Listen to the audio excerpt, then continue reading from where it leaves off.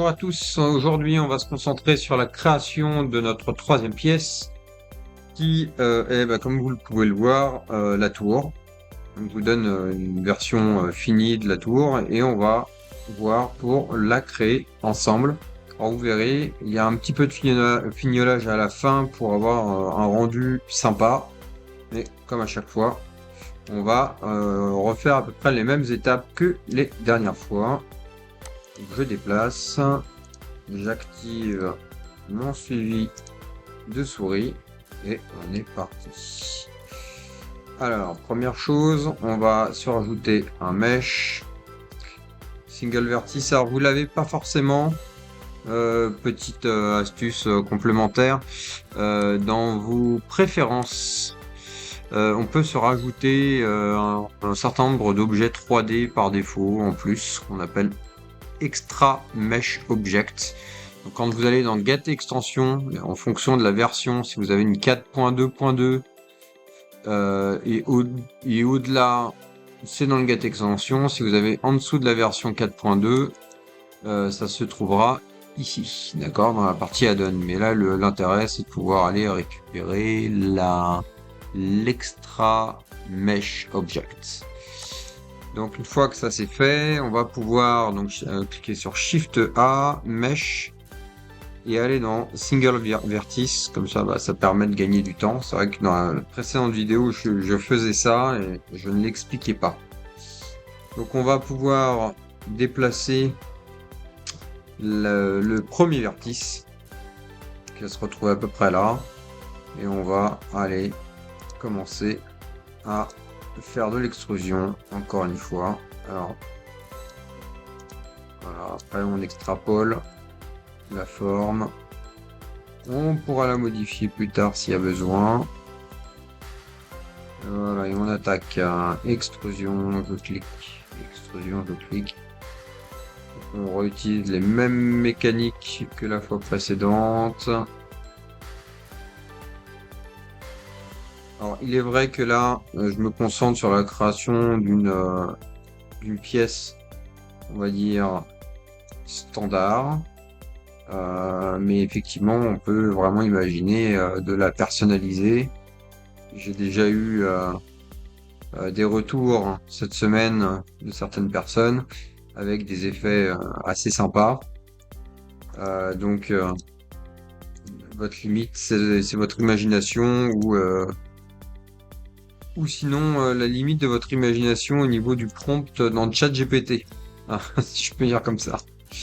Alors on va continuer, voilà, on va faire les petits boudins. Alors là il y a pas mal de petits boudins, c'est ce qui est assez marrant à faire. Voilà, ensuite on va être assez droit, hein. L'extrusion, je m'aide avec l'axe Z pour avoir quelque chose de droit. Et ensuite, commencer la courbe de cette manière.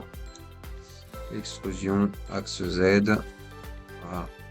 Il ne faut vraiment pas hésiter à utiliser l'axe Z, l'axe X. Donc, tous ces axes-là, quand on utilise G et toutes les autres commandes, comme l'extrusion, là je suis en extrusion et je vais forcer de cette manière. Alors, vous allez voir, là, je vais commencer à faire un premier point qui va correspondre, si vous pouvez l'imaginer finalement, ça va être l'épaisseur de ma tour qu'on retrouve ici, là, hein, donc les petites dents, là.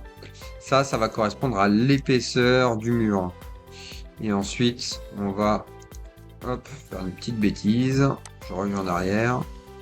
Et on va ensuite donc refaire une dernière extrusion proche du centre, et donc là on a l'objet qui est terminé.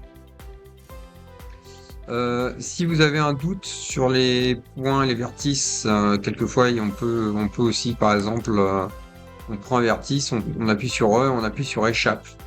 Pour rappel, quand on fait ça, on n'annule pas la création du vertice, donc ça veut dire qu'ici on a deux vertices au même endroit.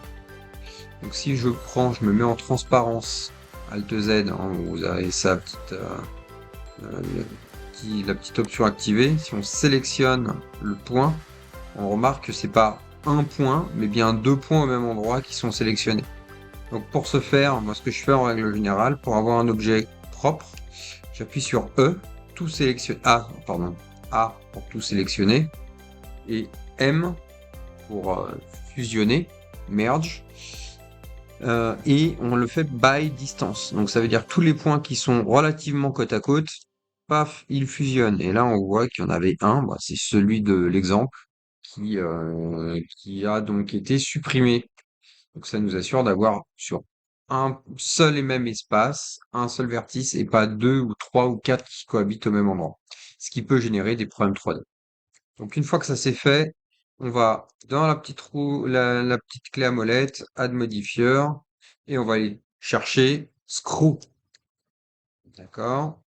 Une fois qu'on a fait screw, je désactive la vue X-ray. Et ben voilà, on a l'objet qui est quasiment terminé, comme à chaque fois. Donc on va faire une extrusion aussi sur l'axe X. Voilà. On va se remettre en mode objet pour valider un modifier. On le fait toujours en mode objet. Comme vous pouvez le voir, là, on peut appliquer. Donc une fois que ça c'est fait, on a appliqué le modifier, donc on a la topologie de l'objet, comme les fois précédentes. On double-clique, F pour fermer la face. Donc on va créer une face. C'est pas le plus propre, mais pour le coup, la topologie fonctionne. La subdivision de surface qu'on va utiliser fonctionne aussi avec. Donc tant qu'on n'a pas je dirais de glitch ou de choses qui sont pas forcément très très beaux, bon bah voilà, on évite de faire ça. Donc là, vous avez vu, j'ai sélectionné les faces et j'ai fait une extrusion. Donc ça m'a creusé l'objet. Si je fais de la transparence, on va voir que ça m'a bien creusé l'objet. Ce qui va être intéressant à faire, c'est ici, assurez-vous d'être en mode vertex, ici, ne l'activez pas, hein, ça va être le contrôle qu'on va utiliser pour l'activer. Et là, ce qu'on va faire, c'est utiliser CTRL R, donc le loop cut. On va cliquer, on ne valide pas, d'accord, encore, hein. Et ce qu'on va faire, c'est qu'on va aller appuyer sur CTRL. Et vous voyez, en bleu, ça va aller sélectionner un vertice. Donc, on va aligner cette courbe-là qui est à l'intérieur par rapport au loop cut qu'on est en train de faire. Donc, ça veut dire que cette courbe est exactement au même niveau que cette courbe à l'intérieur. D'accord? Et donc, effectivement, si on se met en transparence, bah, on a l'impression qu'il n'y a qu'un seul trait. En fait, ça veut dire qu'on est bien aligné.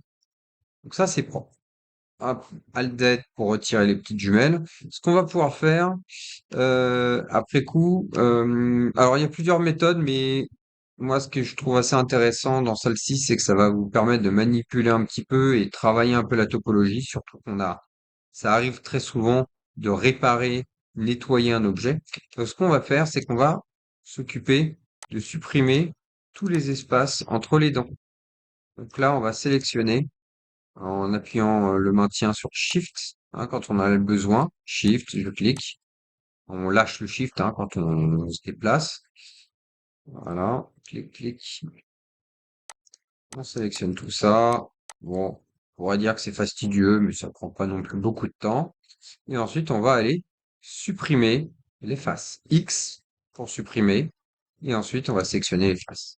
Donc là, vous allez me dire, oui, mais il y a plein de trous. Donc, on va justement bah, régler ce problème-là. On va sélectionner les edges. On va sélectionner ici. On va faire F, F, F. Et là, ça nous corrige le problème. Pareil, F, F, F,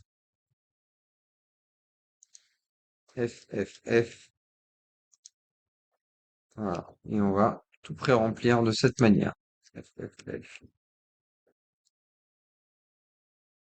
Voilà. C'est bientôt terminé sur la création de la topologie de l'objet. Après, on va faire de petites choses, bien entendu. Mais voilà, on a donc l'objet qui est presque terminé. On peut aussi, parce que dans la tour, on doit avoir encore du creux, on peut refaire une extrusion d'ailleurs. Voilà, histoire de. Voilà, donc là, on a quelque chose de propre. Enfin, Une fois que l'objet est terminé comme ça, ce qu'on va faire, et sur quoi on s'est concentré les fois précédentes, c'est d'appliquer de la subdivision de surface. On va dans la clé à molette, on va dans le add modifier, search, et on va aller chercher donc la subdivision de surface. D'accord? Subdivision de surface. On va augmenter, mettez-le à 3 pour avoir quelque chose de smooth, c'est assez sympa. Et comme vous pouvez le voir, la subdivision de surface, ça n'aime pas les choses carrées, les choses plates, hein. Au niveau des pieds aussi, vous allez voir, c'est bombé. Donc on va régler ces problèmes-là. Première chose à faire, on se met de face. On va utiliser les vertex en mode édition. On met les petites lunettes à infrarouge et on va sélectionner cette partie-là déjà de l'objet. Voilà. Et en appuyant sur N, on va aller dans Item et on va s'occuper de faire des plis. Je le mets à 0,80 en règle générale, c'est pas mal. Donc là, si je me remets en mode normal, on va avoir donc des petits carrés qui sont formés parfaitement comme on le souhaite. Vous voyez, en très peu de temps. On va pouvoir remettre des plis aussi à l'intérieur, comme vous pouvez le voir. Si je me remets en mode édition, on voit qu'on a cette peau hein, dont je parlais, qui nous évite aussi de trop voir parce qu'on voudra avoir quelque chose d'anguleux. On peut désactiver temporairement le modifieur en cliquant sur cette petite icône. On double-clique sur la zone qui nous intéresse. On réapplique le modifieur et on va réutiliser aussi le main crease. Donc on va pouvoir aussi le faire comme ça. Et vous voyez, on va forcer l'objet à aller dans les coins. Voilà, enfin la peau, hein, on la met un peu dans les coins, donc ça permet d'avoir quelque chose de relativement clean. Et ensuite, bah, de la même façon, on va repasser sur toutes les zones de l'objet. On peut même aussi cumuler, ça devra le faire. Voilà, on va pouvoir donc faire les coins, les bords, tout ce qui est bord. Alors moi, je le mets en 0,8. On peut aussi l'inscrire comme ça, entrer, pour avoir quelque chose de plus, voilà, de plus propre. Ensuite, je dirais que c'est les goûts et les couleurs. Vous allez pouvoir jouer.